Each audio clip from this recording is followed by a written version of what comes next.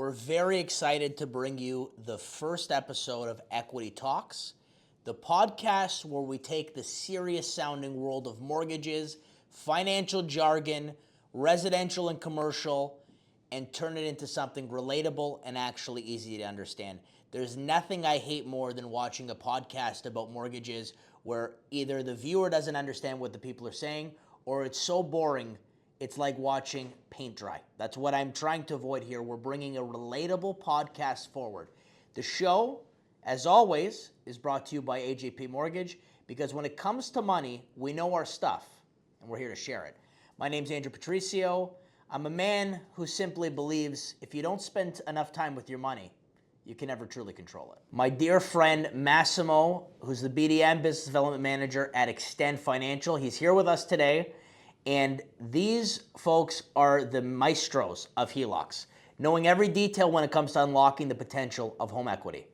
We make it our mission to bring you the best, and the best is here. He's almost here. He's almost about to walk through those doors. And our ultimate goal is to arm you with the kind of information no one else is bold enough to put on the table. And put it on the table clearly and concisely so that the masses and people who may not be financial experts understand exactly what it is that we're here to offer. Massimo's here to help you understand how a HELoC might just be your best financial move as a homeowner. Think of it as unlocking a hidden superpower in your property. So grab your coffee, get comfortable, and let's jump right in.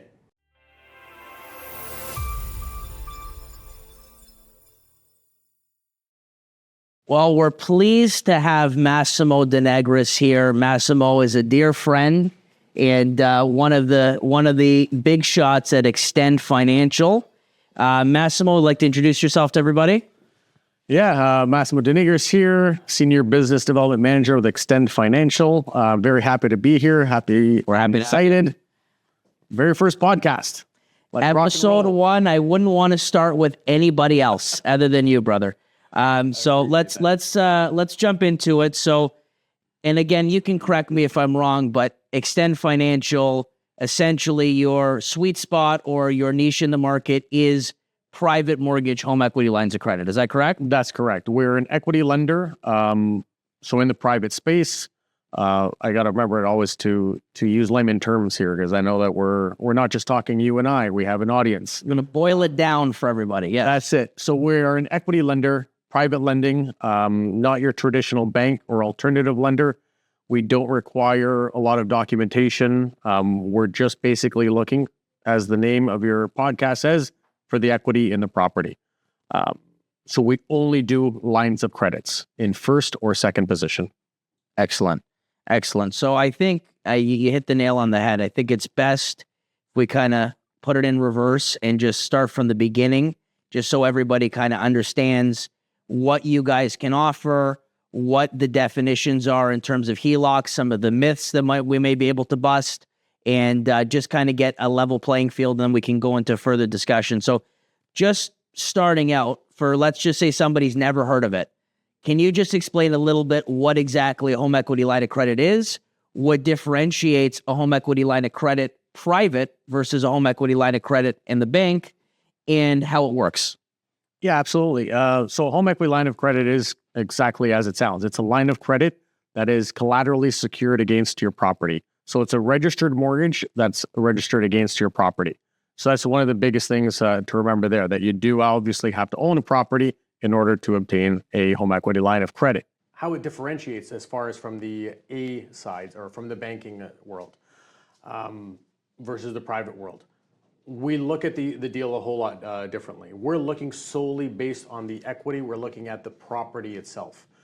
So we want to ensure that the property that we're looking at is in good condition. It's in a marketable location, a high density population area. We're looking at urban and suburban type areas. And that's essentially the basis of what we're looking at. We don't look at income qualification, where at the banks you need a lot more income requirements. You need notice of assessments, you need tax documentation and everything like that under the sun.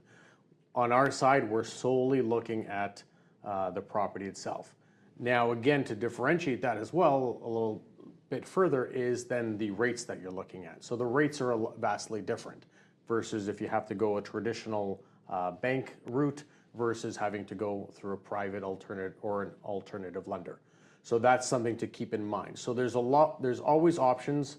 I think that's the important thing for clients to recognize is the fact that just because the bank says no, that's not the end all be all. Enlist a mortgage broker, I think is the best option. They have a lot more options available to them, and they're actually trained and have the certification to deal with all of this, as opposed to a bank where a bank is just specialized in just the products that their particular institution offers, where a mortgage broker is well versed with all of the various lenders across all platforms. I couldn't agree more. I think you hit the nail on the head, and I can speak from experience, having tested the waters with Extend since you started. It is a lot easier to do a home equity line of credit on the private side. From the private side, or even in the alternative space, as I've been in both, I always try and educate that it's not about the rates, we're a solution. Right. So ultimately, you as the mortgage broker, a client is coming to you because they have a problem. You're the solution, you're the problem solver, and we're the ones providing a solution, is essentially the transition of how it would operate from that standpoint. So I don't focus so much on the rates. I focus on, can we provide a solution to the client's current situation?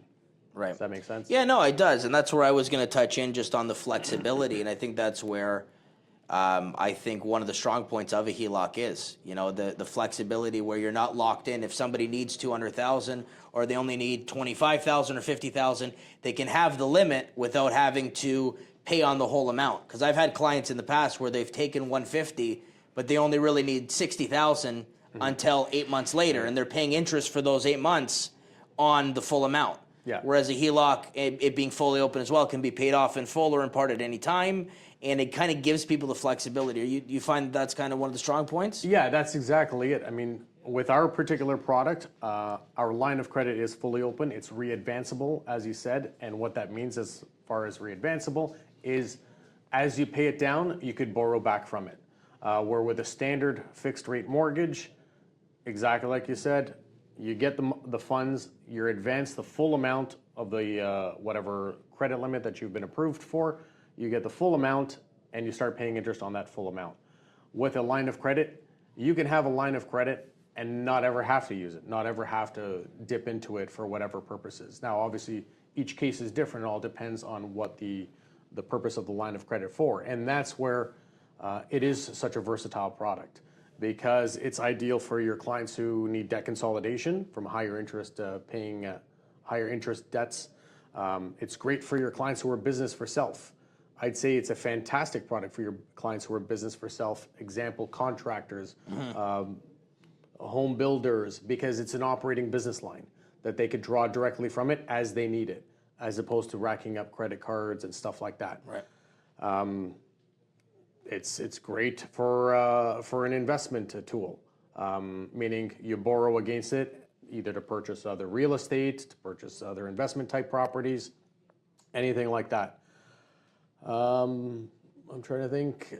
I mean, it's got so many different uses that I think it's ideal for any type of situation, whether a client is salaried or whether they're business for self. So that's again why I emphasize, and also I emphasize this because you can't come directly to myself. In order to deal with Extend Financial, you have to deal with an accredited mortgage broker, such as Andrew. Such as us, and that's why he's here. We look forward to a big 2025. I'll save my salutations until the end. Absolutely. But that we're looking forward to a big year with you. So just a little fun here. I'm going to throw some common myths at you that we hear from clients, from even in the comments on some of the videos, and you just tell me if there's any truth to it or you bust the myth entirely, okay? Yeah. You don't have to spend too long on each point, but these are some of the things that we hear. So myth number one, HELoCs are only for home improvements. Absolutely not. Okay. Just like I said just before, vast array of reasons why you can use a home equity line of credit. Home renovations, debt consolidation, operating business line. That was an easy one. I knew that one too. Next, That was yeah. an easy one. Okay. Test me. Myth number 2, the approval process is overly complicated. Again, absolutely not. That is the advantage of dealing in the private space. The fact that it's not overly complicated. Application, credit bureau, appraisal. The biggest thing I emphasize is obviously dealing with a trusted mortgage professional such as yourself to help you along with the steps in that regards. Great, and I actually agree with that. Especially with you guys, it's made the process the last time we dealt with just streamline, which for a broker is so beneficial. Like especially nowadays when every deal is being held up in the underwriting stage. Yeah. Even if you're giving complete files, we just had one recently with one of the big banks.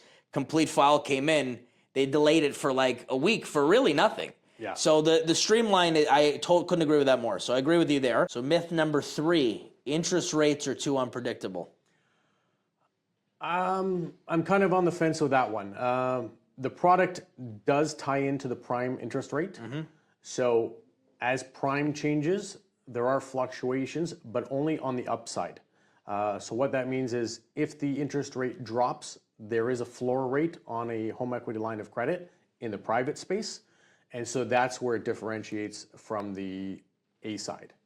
Okay. All right. So potentially depending on the market, and we've seen some real crazy low rates kind of just out of COVID there and all the way up, and now hopefully it's coming back down. So I do see what you're saying there. It is dependent on the market. Myth number 4. You ready for this one? Shoot. 100% equity is required to qualify. No, absolutely not.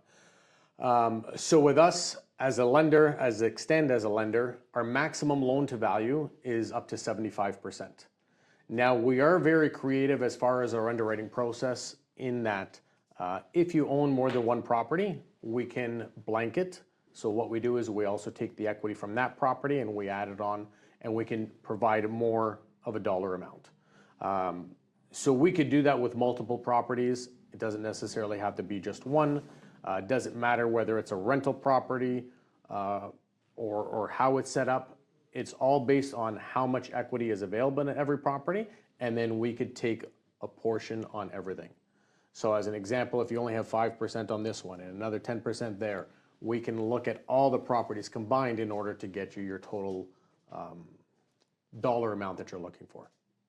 So to simply put it for everybody at home, if you have more than one property, we could put both in play. Correct. To get you the HELoC amount that you're looking for, if you're looking for more than is just on one property. Yes. Okay, that's good. We're almost there. I think there's 2 left. Borrowing affects your primary mortgage. No, it doesn't affect your primary mortgage. You have options with Extend. The positive is we do first and second mortgages. So you can leave your first mortgage in place, obviously, if it's at a fantastic rate. As long as it is an institutional mortgage, and what I mean by institutional, it's either a credit union, a bank, or an alternative lender, then we can lend in the second position. So anybody that's not a private lender. Correct. You're not going behind privates. We know that from some of our other lenders as well. Yeah. Yeah, so as long as it's in institutional first, we can actually register in second position. And that's also where our product is very unique compared to anyone else. Most other private lenders, they only offer 1-year terms. With Extend, we offer 1 to 5-year terms. So what that means is you can have a longer term, so it saves you on renewal costs. And then the other thing too is you can line up the maturity date of the private mortgage together with your existing first mortgage. So if you're not wanting to break that first mortgage because you have a really good rate, you might have it at a fixed rate of 2.3%, but it doesn't mature for 2 years. You can set up your line of credit to have the same maturity date. So that way you can when it comes up, you can refinance 3 it in years one time. product, yeah. Exactly. You consolidate everything into one lump sum mortgage. Beautiful. No, that's good. Last one. You must draw the entire HELoC amount at once. That's a softball question. Yeah, that's absolutely, again, because like I said, you can get a credit limit up to, as an example, on our first mortgage, we can go up to a 1.75 million. Wow. You can take that 1.75 million. If you don't ever borrow against it or draw down against it, it's absolutely fine. Right? So it's entirely up to you as far as how much you want to draw down. And then with Extend, one of the advantages, we don't have a minimum draw amount, where some of the other lenders who offer lines of credits, they do have a minimum draw. You have unlimited draws. So if you wanted to withdraw $1,000 every hour, by all means, you can do so with no fees. So that's a big advantage in that regards. No, okay. I think I think you hit the nail on the head on almost all those. Okay, so that's just gives some context behind the product. I don't want to make this too technical or whatever. Yeah, That's why I wanted to bring yeah. the myths in, because we hear these often, right? Where people are like, do I have to take the whole amount or whatever, right? So, but really, I like the product a lot, and I think in a lot of situations, unless there's something extemporaneous or they already, like you said, have too much, they're leveraged too much and they might not have another property, this hits most of the marks that people are looking for when they're coming to us looking for take out money on equity. Because you could take $300,000 out on a fixed mortgage, but then you might not need it all, right? Exactly. Like they don't. A lot of times people only need a certain amount, but then they say, well, I might want more for a rainy day fund, and then you're paying on the whole amount.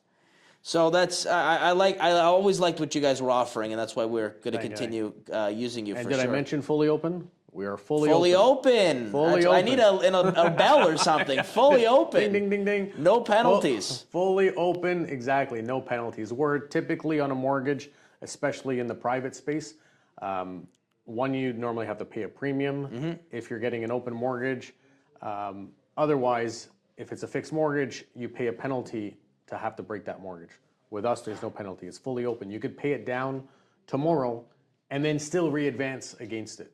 So that again is it's really advantageous, even if somebody's selling another property or something. That's that's great. So just want to explore again for the viewers at home some of the practical applications, or maybe a better way of putting it is the most common ways you're seeing clients or brokers who are sending you clients use these HELoCs. Like when they're writing their notes or they're calling in, what's the most common things you're hearing?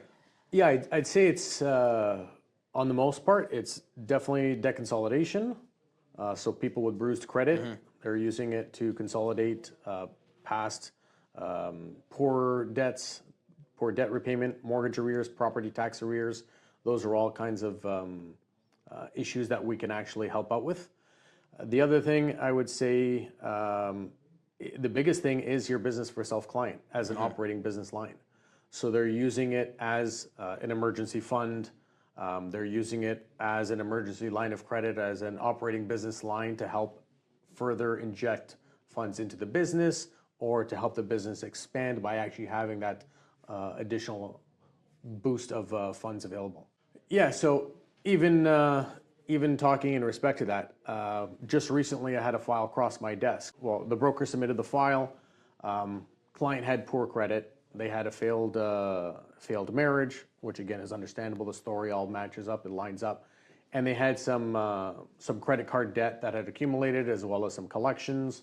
They fell behind on the property taxes. So it was a whole roller coaster, a whole snowball effect that everything kind of piled up. So they reached out to the broker. They got an appraisal done on the property. We saw that there was a lot of equity on the property.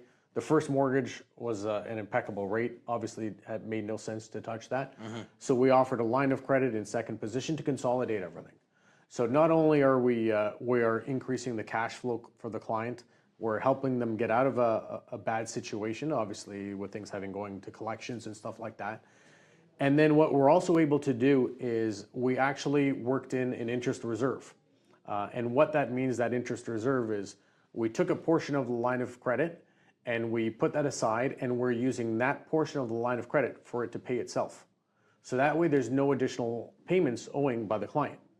So it essentially, not only does it free them up from a cash flow perspective from all the various credit cards that they were, just doing the minimum payments on all around, we've consolidated everything. We're actually having the line of credit pay for itself because it's factored into the payments. So it provides that debt relief overall for the client. So it puts them in a better situation, and that way then the mortgage broker can work with the client to help them improve their credit situation. So that way in 2 years' time, because with this particular one we did set it up for a 2-year term, The client's credit was quite bruised, so we knew it would take a lot more time to reestablish and rebuild the credit. So we did a 2-year term, so that way then there's an exit strategy after the fact. And it also then, from the client's perspective, it gives them peace of mind because they know they don't have to stress about this particular product for 2 years. If it was just a 1-year term, they're gonna, in a 1 year's term time, they're gonna have to come up for pay renewal, a renewal fee, pay a renewal fee, pay a new appraisal fee, pay a new legal fee. With that, it doesn't have to be done. So with our product, whenever you choose a longer term, as an example, if you choose a 5-year term, all that's needed every 2 years, you need a new appraisal. And that's just to ensure that our loan to value has not changed. So we just need a new appraisal every 2 years. And there's no additional renewal fee over that 5-year term. No, I think that's huge. I think that, again, you're hitting the main points because a lot of these solutions, and there are, there's a lot of answers to a problem. When somebody comes to us with an issue, you could do this, you could do this, you could do this. But I think with the Extend and with the HELoC, offering somebody a fully open product, so it can be paid out at any time without any penalty, advanceable, and longer term lengths, because a lot of the privates are only doing 1 year. Exactly, yeah. And then you get dinged with the renewal fee again. So I think, again, that's where I'm shifting a lot of business over to you guys. And when people are calling me, we've added this into our repertoire in terms of like, let's offer the clients this, as well as sometimes it's not possible. And we touched on that with equity, or even sometimes they need to close a deal. And like, I've had a crazy call the other day. They needed to close in 12 hours. I'm like, I can't, even my private guys are going to have a problem doing that. But, other than that, if there's equity there, it's 75 and under, and we can have maybe a longer term because a lot of the first mortgages are still in place, the lower ones where they're 1.5, 1.8, 2.1 in that range in terms of a rate.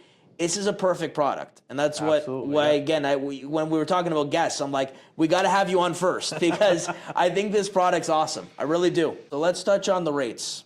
I know you in our intro when I was asking you some questions there, you were saying about the variable rate and the floor rate, but just I want to try and keep everything as basic as possible. When I watch some of these mortgage podcasts, I'm not going to drop any names, but I sometimes I rather watch paint dry on the wall. Like I'm watching these things and I'm like, and I'm just trying. I don't want our podcast to be boring, but it also does have to be informative. So I want to, and also it's a fine line, and I also don't want to make it too overly complex and technical jargon when people are watching this and they're going, what did they say? So that's where I just want to touch on it one more time. So just talk to me about, in the HELoC space, the difference between fixed and variable, and then kind of how your floor rate that you mentioned plays into that. Yeah, so a fixed rate is exactly that. You get whatever your rate is, that is the same rate for the entire term of the mortgage. A true variable is it fluctuates with prime. So prime is set by the Bank of Canada. So it's normally a prime plus or a prime minus depending on what space you're in. Meaning if you're in the A space with the banks, the alternative, or the private. So in our particular situation, we're a prime plus lender.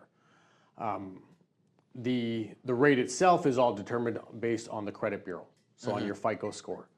So how good your credit is or how poorly it is, whether it's bruised or whatnot, then that determines, and also whether we're in first position or second position.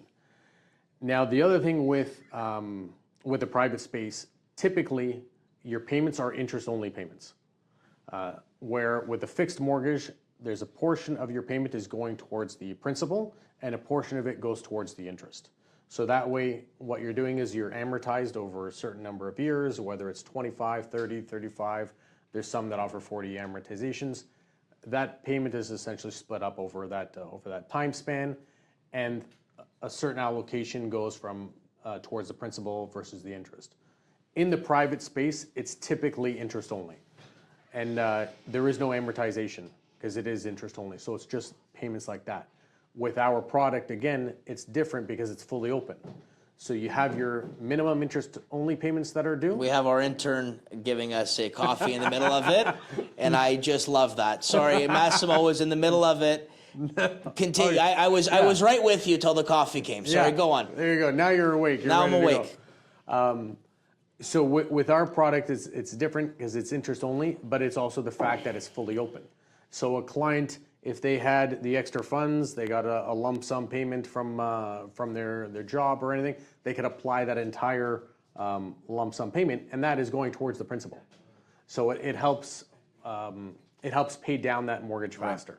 Right. So that's where the big difference is that way.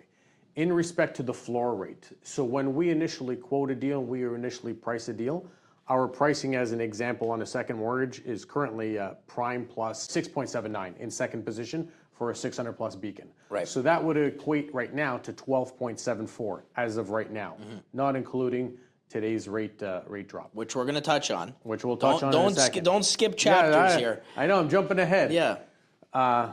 Which it would be 12.74. So the floor rate would automatically be 12.74.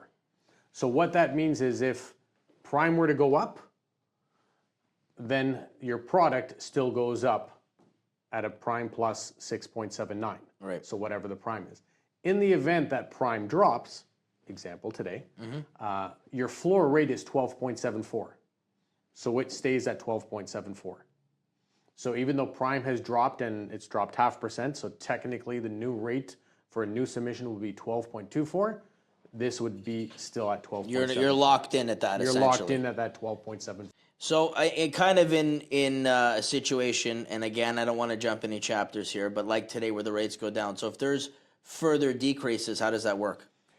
Essentially, we set it up where you have what we call a floor rate. So it's the base minimum of what we're getting as a return. So I appreciate that because, again, that just gives the viewers a little bit more context. Just based on the rates itself being a variable rate, do you find that that's influencing any repayment strategies? No, that's, from our standpoint, that's again where I implore the clients listening in to talk with your mortgage professional. Right. Because that's where they can understand the entire picture and see what is best suited for them, whether a fixed product is better off for them, an interest-only product, or a variable type product, because that all differentiates depending on the client situation. There's adjustable rate mortgages, there's fixed rate mortgages, and each of those have different implications and different payment plans. And so that's where it's important to get together with your licensed mortgage broker, HEP Mortgages. Hello, everybody. And they'll be your best help as far as navigating that. No, I agree with that too, because that's especially when we get a new client or even a recurring client, and we have a new strategy. The first thing we're doing is creating a 5-year window. Like, what are the goals in the next 5 years? Are we taking a 1 year, a 2 year, a 3 year on the A stuff? 5 year, even I don't really do a lot of them, but some banks I know offer 10 year. Like, what is the plan? And I think that you hit the nail on the head where clients might have the ideas in mind, but to sit with a professional and go through their current finances and their future financial goals is imperative. Yeah, really is. So on that note, speaking of finances, simplifying debt relief, I think is a huge thing with the HELoC because given now, I find a lot of people we're speaking to, we have clients of all shapes and sizes, but a lot of people we're speaking to, we're seeing who are actively looking to refinance, they're almost living on credit. Yeah, absolutely, yeah. So, how would you say consolidating a debt with the HELoC works? Is it similar to a mortgage? Is there other benefits that I haven't mentioned?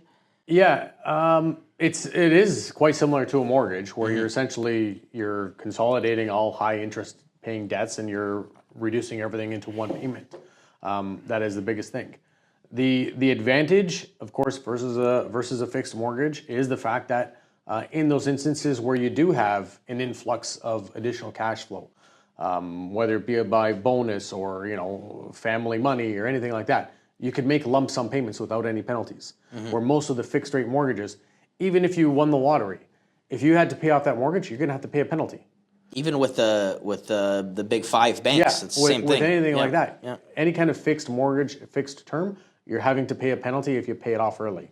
With a line of credit, you have that flexibility where you can pay it down, you can pay it off, and there's no penalty. There's discharges, but there's no penalty to actually break the mortgage. So I just wanted to clarify that. No, I think that, again, you hit the nail on the head. On that note, and I actually wrote it down on here because to me it's extremely important. We're seeing obviously tons of private mortgages from everybody from some of the bigger names to private citizens, and they're just standard 1-year terms like we spoke about. What are, I guess I would say, is if you're in a borrower's position, you're one of the viewers here, they're watching this, they go, oh, you know what, I could use some credit card or some cash flow relief to pay off the credit cards and some personal loans. What is the biggest advantage, in your opinion, if you're in their position, to going with an extend product versus just going with the standard traditional private mortgage? Yeah. So the first thing I would do is, as a client, I would pick up that phone and I would dial HEP Mortgages. That's good. I like that. Hey, I got to give the plug back and forth. Seriously, I trained him well before we got him on here. This is what partnership is all about. We're here to work with each other, and that's why I also, as soon as he gave me the opportunity for me to have my first podcast, I jumped at it because, I mean, I'm blushing. Great partners. I'm blushing. I'll tell you honestly. Great partners. We work well together. We have that vibe together. So as a consumer, obviously you go to Andrew and AJP. It's okay. Sorry, AJP That's Mortgages, okay. and you explain the situation. You explain it, and as a mortgage professional, you have your due diligence that's required. That you're providing a sustainability program. You're reviewing things to see what the best options are for the client. So that's why that whole thing, like you mentioned before, that you will automatically do a 5 or a 10-year plan. That is extremely important because that's where you're able to then give the best recommendation. So do I think extend? I think extend is one of the better options as long as the loan to value works, because that is the biggest factor. Our thing is the max 75%. Depending on the situation you're in, you may need more than that. And you may not have an additional property in which we can, what we call a blanket, to give you that extra funds. So that's when other private options might be the best option for you. That's because fair. Our it's a fees diplomatic. I'm going to give you a little pushback. It's a diplomatic answer. Absolutely. And I know I don't want to push you too much, but I got to give you a little pushback. So, hypothetical situation. I'm going to throw a curveball at you. Yeah. So, let's say somebody does have the 75 or under in equity. They have the purpose of the financing is to pay off credit cards. Yeah. Maybe some personal loans, whatever. And they're saying, hey, I got a quote. We're not going to mention anybody, competitor by name, but I got a quote from X, and a broker gives you the deal. Or I know you're not. Yeah, I understand you're saying to talk to the broker because you're not necessarily on the front lines. But well, from my experience in the industry, that's where I'm asking. Yeah, yes. From my experience in the industry, I would then again look at it as what exactly are you looking to achieve, right? So the biggest selling point from my product, and this is why I actually even came to this company, as I fell in love with the product, is the fact that it's fully open. Whether as a first mortgage or as a second mortgage, it's fully open. So regardless, I mean, if you have a quote, there might be another lender that might be cheaper. But the biggest important thing to look at is cheaper is not always the best. Exactly. And that's why I always say it's not about the pricing, it's about the solution. The other thing I always say is look at the fine details, because someone might be cheaper on the front end, but then on the back end, oh God, they're extremely expensive. Thousands. So that's the thing that I say, it's not always about the price, it's about the solution. So what is getting you to your end game? And that's, again, sit with a mortgage broker, HEP Mortgages, and go through and say, okay, what exactly is your plan? What are you trying to achieve? And I think that the fish hook I was trying to get you on, I'll tell you, is for me, especially when we're talking to clients about this, is that ability for the rainy day fund. So, in that situation, I didn't lay it out as nice as I thought I did in my head. But in that situation, is if somebody just needs to pay off $50,000 in credit card debt, let's say, or 75 or whatever, you're going to go through, you're going to pay the legals because you need a lawyer to close these transactions in Ontario. You're going to pay the lender fee, broker fee, legal fee, closing cost fees, as you do on every private mortgage. So if you're going to go through that anyways, why not get a little bit more money? True. Because if you've already racked up 50, 60, 70 in credit card debt, whatever that case may have been, you never know when that might happen again. Then you have that available to you at the same cost. Yeah. So that to me is a huge selling feature on a HELoC versus just a traditional private mortgage. You agree with that? No, 100%. Yeah. That's the one thing I wanted to touch on. So now just shifting into, let's just say, kind of the current market, because real estate, although we're in the finance side of things, real estate dictates the lay of the land, really. Absolutely. So in the current housing market, first of all, what's your take on it? I'm hesitant with things. I know you need a crystal ball, but what do you think is going to happen? Up, down, nothing? The condo market, I think, pardon my French, is in the shits. Agreed. And that's where... Never seen it this bad, honestly. No, exactly. I mean, you have so many properties are sitting on the market forever, over X number of days, trying to sell and stuff. Then you have the restrictions that a lot of these condo corps are not allowing for short-term rentals, so that takes out the opportunity for Airbnb, although I think Airbnb is actually a great product and a great way to actually to earn a living, earn income. Again, that's my input, because I find that with rentals, straight rentals, renters have a lot more... well, they have all the power. Yeah, a lot more power. I'm sure you've heard of all the news articles about this tenant not paying. That's why I think, I mean, to protect the business owner as a landlord, I think an Airbnb gives them a lot more protection versus a standard rent. So I mean, there's that in that regards. Is it a buyer's market? Is it a seller's market? I'd say, especially now with the rate drop that happened today, I think it will start to see a little bit more, a little bit more movement in the markets. We have been seeing it's still happening where we're still seeing appraisals coming in lower than purchase prices. It's still happening now, or we're seeing that they're just coming in at value, and that's for new construction purchases that were purchased 2-3 years ago, and they're only coming in at value.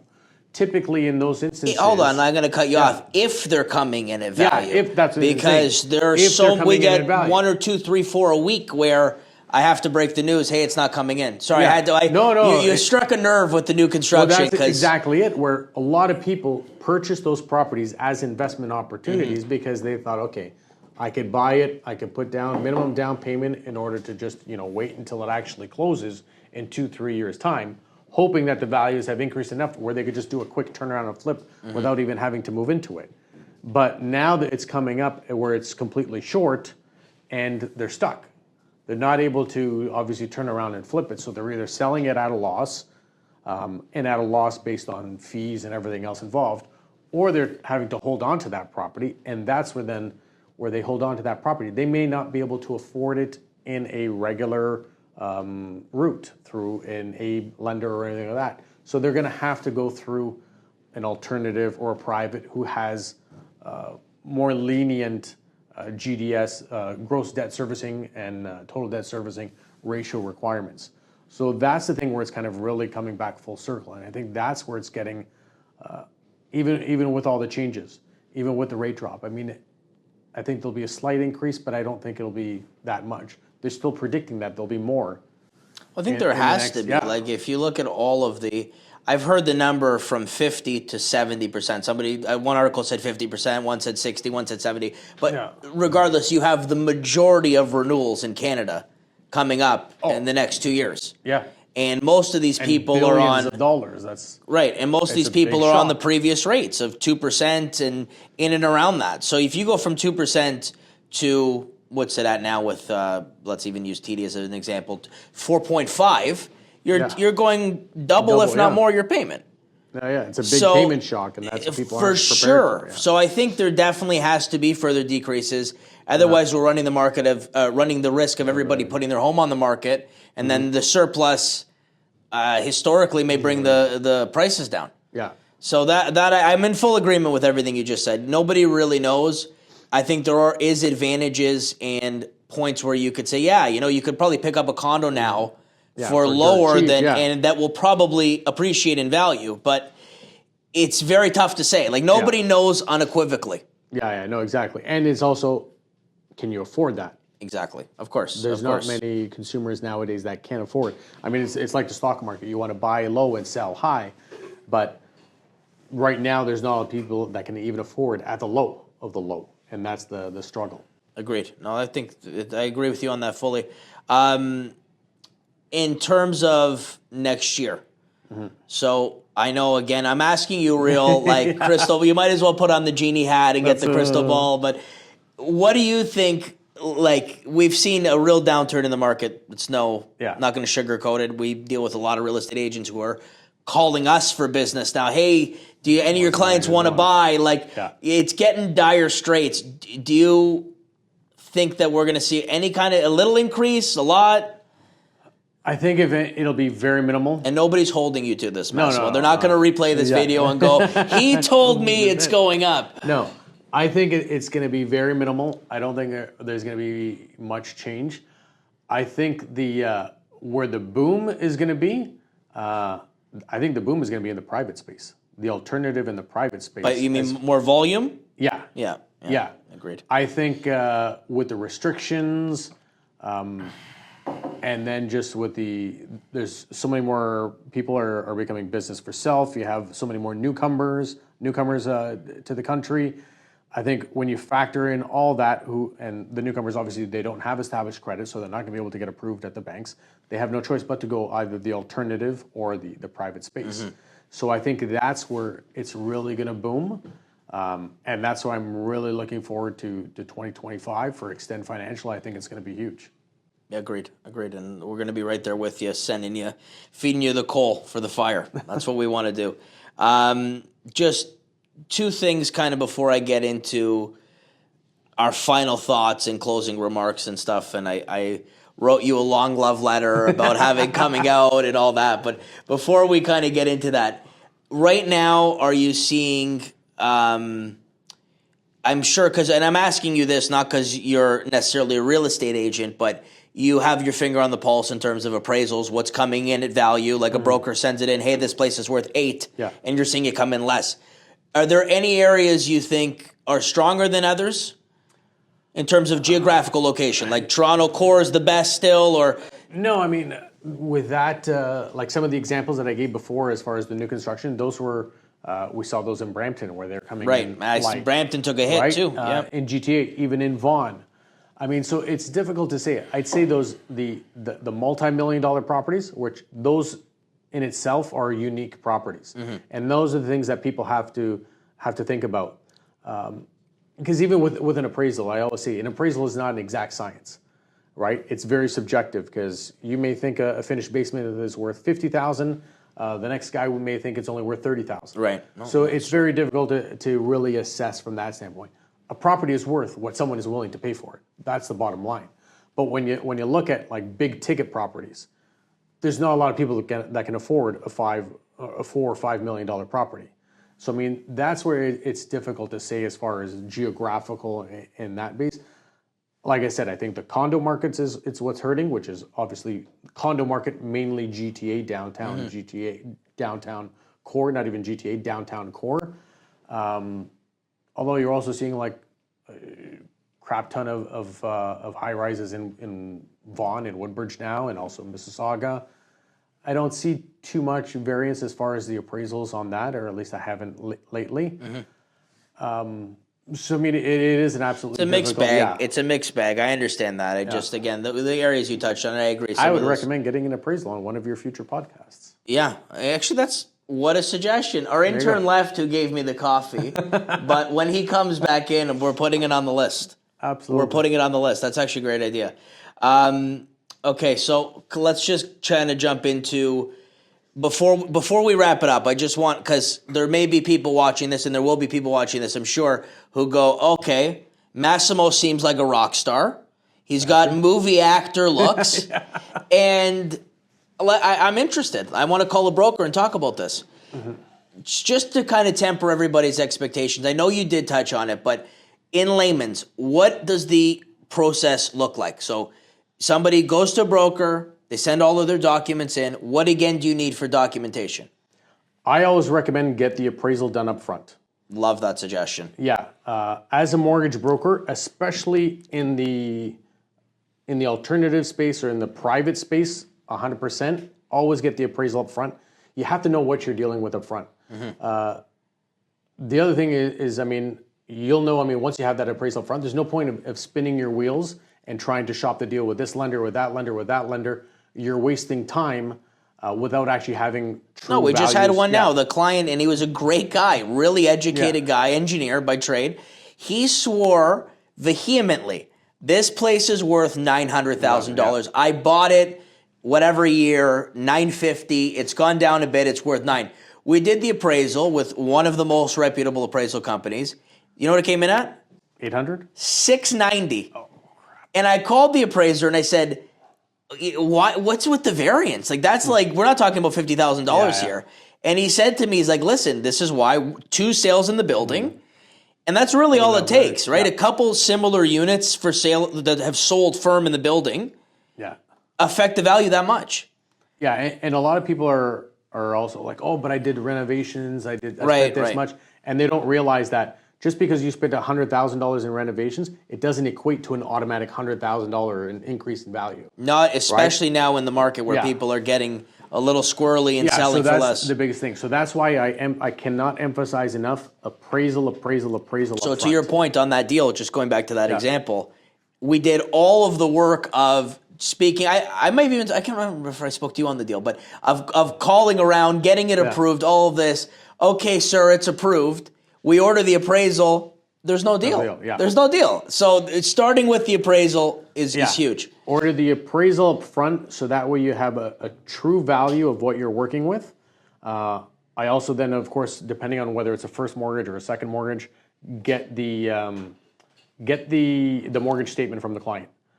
Because especially if you're going in second position, that who holds that first mortgage makes obviously a difference of whether you can do a second mortgage or not. But then also, how much is that that first mortgage for? Clients, even if you ask me, and I'm in the industry over 25 years, you ask me what my mortgage balance is, I couldn't tell you. Not offhand. I'd actually have to pull up my statements and look it up. 100%. Even me now, I was just thinking in my head, what's the balance on my mortgage? I would give an estimate, and 1,000% my estimate is wrong compared to what the thing is. And so that's the thing. If people automatically just estimate, and then that estimation is what screws up your calculations. You need to know the exact picture, the whole picture of what's going on. And then the other thing is even if it was a first mortgage and we were looking to pay out that first mortgage, it's also important to know to get that mortgage statement, because there are some first mortgage lenders who do not allow the term to be broken unless it's a bona fide sale. Right. So that again, you could be spinning your wheels thinking, oh, okay, we're just going to do a brand new first. Where in that instance, then as a broker, you would pivot and say, okay, that's not an option because this person has that clause. So let's offer a second mortgage instead. So I mean, again, from a client standpoint, appraisal, mortgage statement, and then obviously an application, and that's all we need as far as documentation. The other stuff that we ask for, but it comes later down the line, is unique email addresses for the clients. Right. And the reason why we do that is because that's how they access our portal. So clients, in order to access the funds from the line of credit, they get a portal access, which is unique to them via their email address, and that's how they actually request the withdrawals or do payments or anything like that. It's linked to their pre-authorized debit account. Right. Okay. And I think that's exactly it. Broker, appraisal, mortgage statement, application, deals approved, a little later down the line. Deals approved contingent, obviously, on the loan to value and all of those things. But deal gets approved, then email addresses, online portal, and down the chain to close, essentially, lawyers and closing. Exactly, Yeah, I think that's, again, just when people do watch this and they say, I want Massimo's deal, the Massimo deal, no, Extend Financial Massimo deal, that's kind of what the process entails. And I think that's pretty big. So I think we've covered most of, I know that there'll be more questions, and when you leave, I'll go, oh, I wish I asked him that. But I think that covers kind of everything we're looking at. Maybe there'll be a part 2 in the future. You never know. Part 2. Let's see the traction we get on this video. Closing remarks, final thoughts. We'll have kind of an open forum. Any pieces of advice for those looking for a HELoC?